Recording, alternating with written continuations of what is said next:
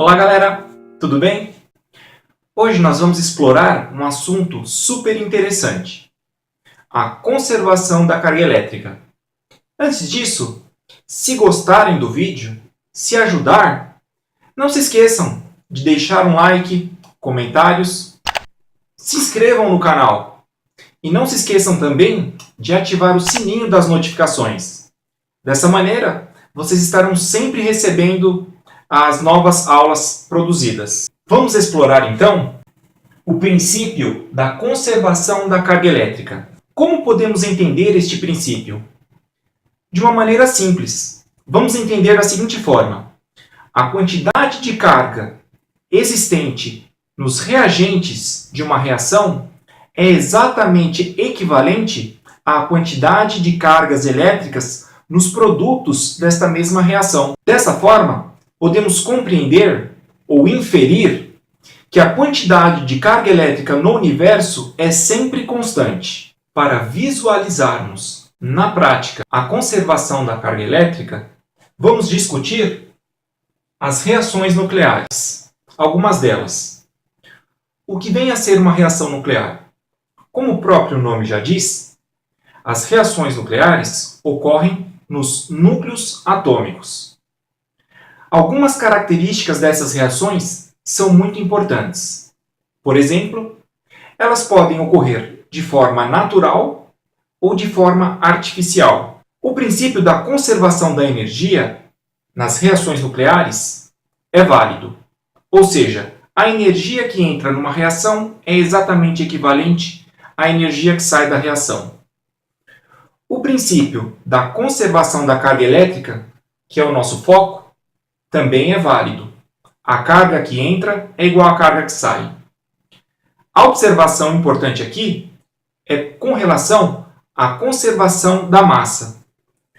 Nós aprendemos na escola secular o princípio da conservação da massa de Lavoisier.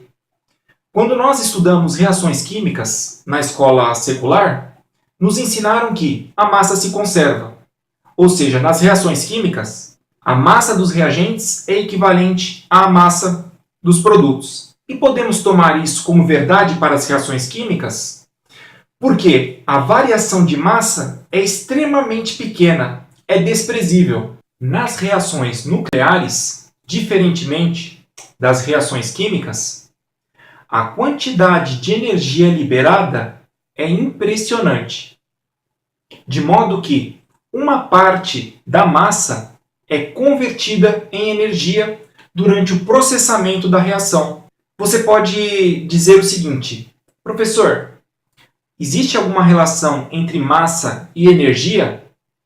Na verdade, são expressões na natureza da mesma coisa. A famosa expressão de Einstein, energia igual o produto da massa pelo quadrado da velocidade da luz, indica que as duas coisas estão interrelacionadas. Dessa forma, resumindo, para as reações nucleares não é válido o princípio da conservação da massa. Vamos discutir agora as reações nucleares onde verificamos o decaimento radioativo. O que seria o decaimento radioativo? De maneira muito simplificada e concisa, o decaimento radioativo é a emissão de energia por parte do núcleo atômico. Essa emissão de energia pode se dar na forma de partículas ou na forma de radiação eletromagnética. Agora surge a pergunta interessante: por qual razão alguns núcleos atômicos apresentam uma tendência natural para emitir radiação? Para entendermos este fenômeno, precisamos compreender o que ocorre no núcleo do átomo. No núcleo do átomo, nós encontramos nêutrons e prótons. Os prótons são partículas eletricamente carregadas. Os prótons possuem carga elétrica positiva. Nós sabemos que cargas de mesmo sinal se repelem. Dessa forma, seria esperado que o núcleo atômico de todos os átomos se desintegrassem devido à repulsão entre os prótons. No entanto, não observamos isso. O que observamos é que prótons e nêutrons estão confinados num volume muito pequeno e de forma muito coesa. Qual é a explicação para a coesão do núcleo atômico? Por que o núcleo atômico é tão coeso? A resposta para essa pergunta está no fato da existência de uma força na natureza chamada força nuclear forte. Essa força nuclear forte, ela tem um raio de atuação muito pequeno. O que eu quero dizer com isso é o seguinte: se eu tenho dois prótons separados por uma distância d, e se essa distância d for superior a 10 elevado a menos 15 metros, estes dois prótons estarão sempre se repelindo. No entanto, conforme eu vou aproximando os prótons, se de alguma forma eu conseguir colocá-los numa distância d, tal que essa distância d seja igual ou inferior a 10 elevado a menos 15 metros, abruptamente perceberemos a existência da força nuclear forte. A força nuclear forte é uma força atrativa. É uma força que se contrapõe à força de repulsão elétrica. A força nuclear forte, ela pode ocorrer entre nêutrons, pode ocorrer entre prótons e pode ocorrer entre prótons e nêutrons. A magnitude da força nuclear forte é aproximadamente 100 vezes maior do que a magnitude da força elétrica. Logo, galera, o que mantém a coesão do núcleo atômico é a existência da força nuclear forte. Porém, pode acontecer o seguinte: eu posso ter um núcleo atômico muito grande. A literatura diz que a partir de 82, 83, 84 prótons no núcleo atômico, o tamanho é tal que a força nuclear forte já não é capaz de se contrapor à força elétrica. Dessa forma, eventualmente, a repulsão elétrica pode superar a força nuclear forte. Nessa situação de instabilidade, o átomo, para readquirir uma condição mais estável, emite energia na forma de partículas ou de radiação eletromagnética. Agora nós vamos para a lousa e vamos estudar que tipo de radiação pode ser emitida pelo núcleo atômico quando este está instável. Então, galera, quando o núcleo atômico está numa situação de instabilidade, ocorre naturalmente o decaimento radioativo. Esse decaimento radioativo é caracterizado pela emissão de energia na forma de partícula ou na forma de radiação eletromagnética. A primeira radiação que pode ocorrer no decaimento radioativo é a emissão de partículas alfa. Uma partícula alfa é composta por duas cargas positivas e dois nêutrons, perfazendo uma massa equivalente a 4. Também podemos reconhecer essa emissão como sendo a emissão de núcleos de hélio. E a velocidade aproximada da emissão dessa radiação é de 20.000 km por segundo. O decaimento radioativo também pode se dar na forma de emissão de partículas beta. A emissão de partículas beta pode se dar na forma de pósitrons ou na forma de elétrons. Quando um nêutron se transforma num próton, há naturalmente a emissão de um elétron do núcleo atômico. Sim, o núcleo atômico pode emitir elétrons.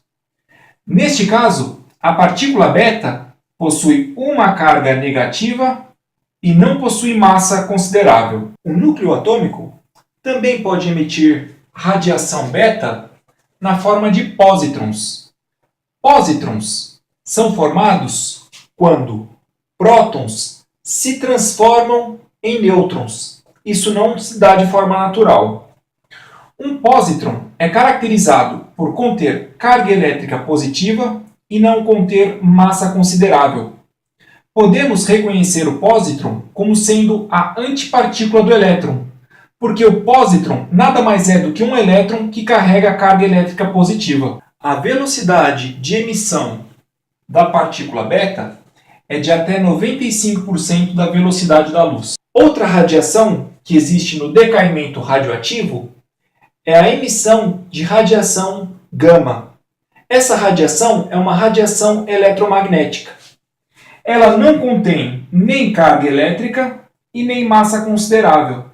Dessa forma, estamos falando de energia pura. A velocidade dessa emissão pode atingir a velocidade da luz. A emissão de radiação gama acompanha sempre o decaimento alfa e sempre acompanha o decaimento beta. Galera, por curiosidade agora, a radiação alfa não é tão penetrante quanto as demais. Apesar de ser muito energética, uma folha de papel pode obstruir a sua passagem. Partículas beta são mais penetrantes que partículas alfa. Elas podem penetrar lâminas de alumínio de até 5 milímetros e lâminas de chumbo de até 2 milímetros. A radiação gama é a radiação mais penetrante das que estão aqui na lousa. Ela pode atravessar uma chapa de aço de até 15 centímetros e é barrada por chapas grossas de chumbo ou chapas grossas de concreto. Galera, vamos verificar agora, na prática, como se dá a conservação da carga elétrica numa reação nuclear de decaimento. Aqui na lousa, na parte superior, temos duas reações nucleares de decaimento. Vamos analisar a primeira. Este isótopo de urânio instável, com 92 prótons, decaiu e produziu um isótopo de tório, com 90 prótons, e emitiu também uma partícula alfa com 2 prótons. Logo, aqui do lado direito eu tenho 90 prótons mais 2 prótons. 92 prótons. Entraram 92 prótons e saíram 92 prótons, de modo que ocorreu a conservação da carga elétrica. Notem que este isótopo de urânio emitiu 2 prótons e 2 nêutrons como radiação alfa. Esta radiação alfa possui 4 unidades de massa. Dessa maneira, o tório ficou com 234 unidades de massa. 234 unidades de massa, mais essas 4 unidades de massa, perfazem as 238 unidades de massa do urânio. Logo, não há nenhuma incoerência nessa equação. Esta segunda reação nuclear representa o decaimento do isótopo instável de radônio, com 86 prótons. Este isótopo instável decaiu e produziu polônio, com 84 prótons, e emitiu uma partícula alfa, contendo 2 prótons. 84 mais 2, 86. 86 é igual a 86. Logo, o que entrou é igual ao que saiu. Ocorreu a conservação da carga elétrica nesta equação também. Vamos discutir agora o decaimento beta. Para exemplificarmos o decaimento beta, vamos utilizar um isótopo de iodo cuja massa atômica vale 131. Neste decaimento, um nêutron deste átomo decai e se transforma num próton. Dessa forma, o iodo anterior se transforma em xenônio, cuja massa atômica vale 131 e possui 54 prótons. Para que haja a conservação da carga elétrica, o que o núcleo faz? O núcleo emite uma partícula beta na forma de radiação. Essa partícula beta possui uma carga negativa. Dessa forma, o saldo das cargas elétricas no final é igual à carga elétrica inicial. 54 menos 1, 53. 53 igual a 53. Houve a conservação da carga elétrica. Nessa equação, podemos considerar que essa emissão radioativa se trata de um elétron. Um elétron realmente possui carga elétrica negativa e não possui massa considerável. Outra observação a ser feita aqui é a seguinte. Neste isótopo, temos massa atômica equivalente a 131 e neste isótopo também temos massa atômica equivalente a 131. Há alguma incoerência nesse fato? Nenhuma incoerência. Se somarmos, para este caso, a quantidade de prótons e de nêutrons, chegaremos em 131. Neste caso aqui, se somarmos a quantidade de prótons e a quantidade de nêutrons, também chegaremos em 131. A diferença deste caso em relação ao caso anterior é que um nêutron se transformou em próton, mas a somatória entre prótons e nêutrons continua exatamente a mesma. Nessa última equação, temos um caso de decaimento beta que não ocorre de maneira natural. Neste decaimento, para exemplificarmos, utilizamos um isótopo de potássio cuja massa atômica vale 40. Neste decaimento, um próton decaiu e transformou-se em um nêutron. Dessa forma, este isótopo decaiu e transformou-se em argônio, com massa atômica equivalente a 40 e com 18 prótons. Para que nessa equação ocorresse a conservação da carga elétrica, o núcleo foi obrigado a emitir radiação beta positiva. Podemos compreender essa radiação beta positiva como sendo um pósitron. Como já dissemos, o pósitron é a antipartícula do elétron. Em todas as reações nucleares de decaimento que estudamos até agora, verificamos a validade do princípio da conservação da carga elétrica. A carga elétrica que entrou em todas as equações foi exatamente equivalente ao saldo da carga elétrica que saiu. Nesse momento, eu vou introduzir agora a série radioativa. Eu vou apagar a lousa e vou colocar uma série radioativa na lousa. O que vem a ser uma série radioativa? Uma série radioativa é uma sucessão de decaimentos. Dessa forma, eu tenho um elemento radioativo inicial, ele decai e se transforma em outro elemento radioativo. Este elemento radioativo vai decair também e vai se transformar em outro elemento radioativo. Esta sequência ocorre até que seja alcançado o elemento chumbo.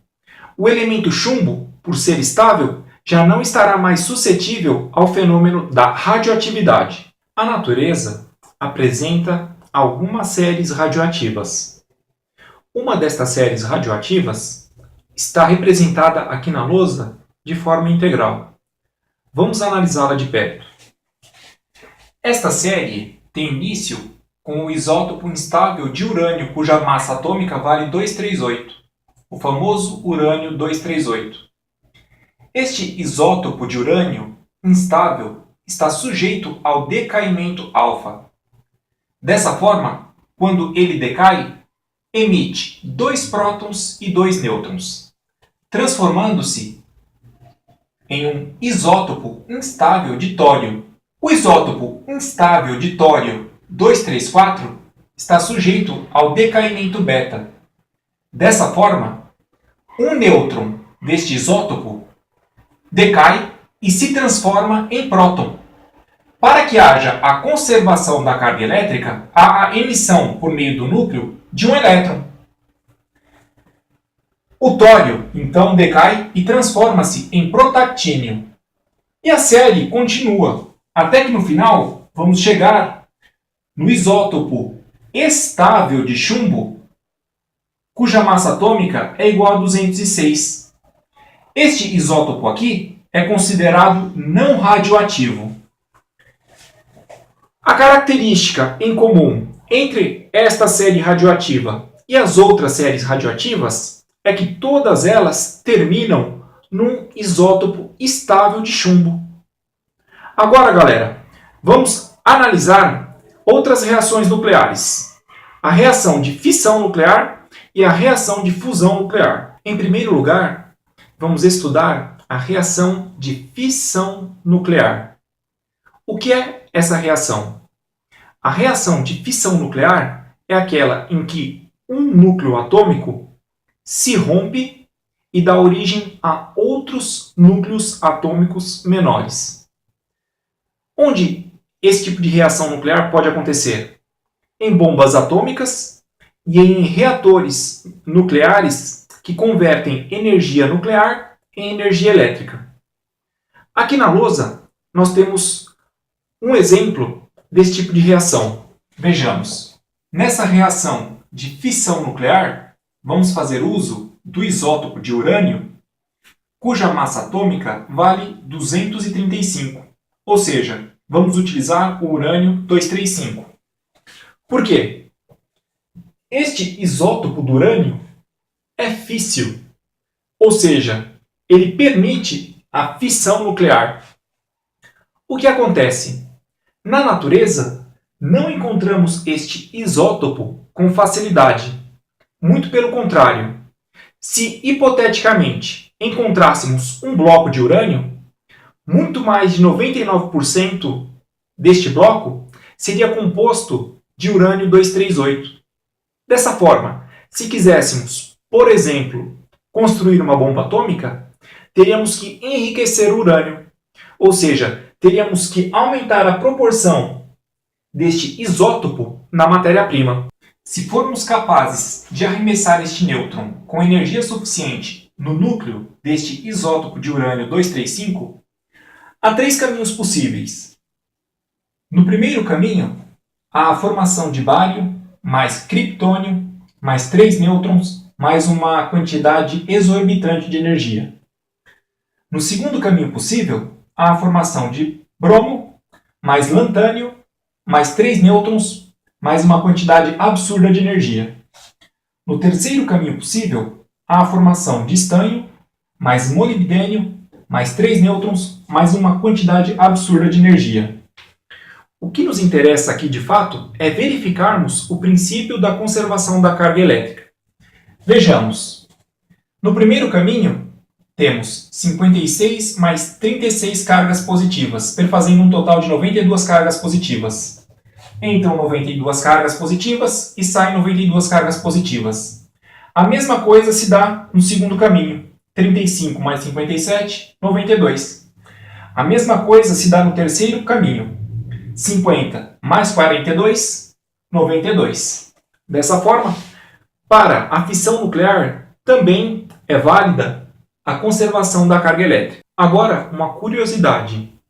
Vocês já devem ter escutado, em algum momento da vida, que dentro de uma bomba atômica, a reação é em cadeia.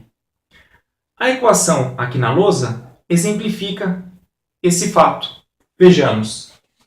Vamos supor que a reação tomou este primeiro caminho aqui.